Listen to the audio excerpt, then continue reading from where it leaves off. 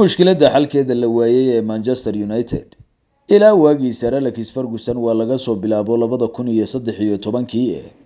kooxdani waxa ay shaqada ka ceyrisay 6 tababare oo kala dambeeyay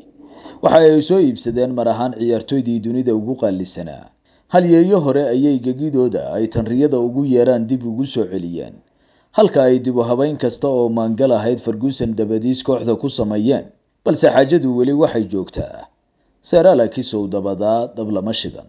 Ronaldo oo mar la weydiiyay hadii uu isbedel ka filayo Manchester ayaa yiri I say this 1 year and a half ago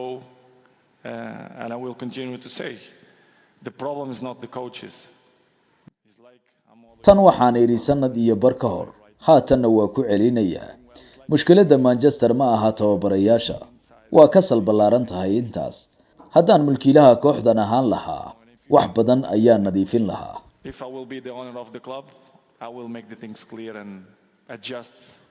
November tii dhaweyd ayay Manchester United magacowday tababaraha daayirka ah ee la yiraahdo Ruben Amorim ka oo rajo weyn laga qabay aragtidiisa hogaamineed oo lagu tabeeyay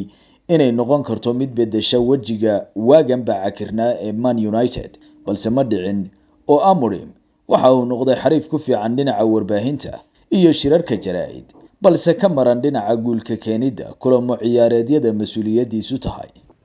He's got a personality, this guy, you know, and the media like him, so he's going to give you more time, win the press conference rather than a football match. Ninkani waxa uu leeyahay shakhsiyad warbaahintu jeceshahay isaguna halkii uu kulan ciyaareedyada ku guuleysan lahaa waxa uu waqti inta ka badan geliyaa inuu ku guuleysto shirarkiisa jaraa'id anigu ma arko isbedel macna leh oo uu soo wado kaalinta 14aad ee horyaalka England ayay haatan fadhidaa kooxdan waa ahaan jirtay mid kamid ah kuwa loogu cabsida badan yahay horyaalka England iyo Europa xalay oo u dambeysayna waxa ay ku horkuftay Newcastle United oo Manchester gurigeeda 2-0 ugu dhiibtay bedel oo Amorim 30 daqiiqo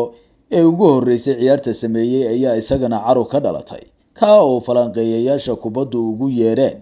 inaan tababarahani u muuqan mid og waxa uu sameynayo Amorim la fahantiisa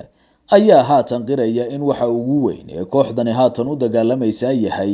inaysan u dhicin heerka labaad ee horyaalka England taasoo hadii ay dhacdo noqon doonta burburkii ugu weynaa ee abid haleela koox heerkeeda ah taageerayaasha naadigan oo tababarahan hortiisba samir joogayna waxay u muuqataa inay kana ku dari doonaan liiska kuwa waa aan fogeyn roobadooda ka qaadan doona masraxa riyada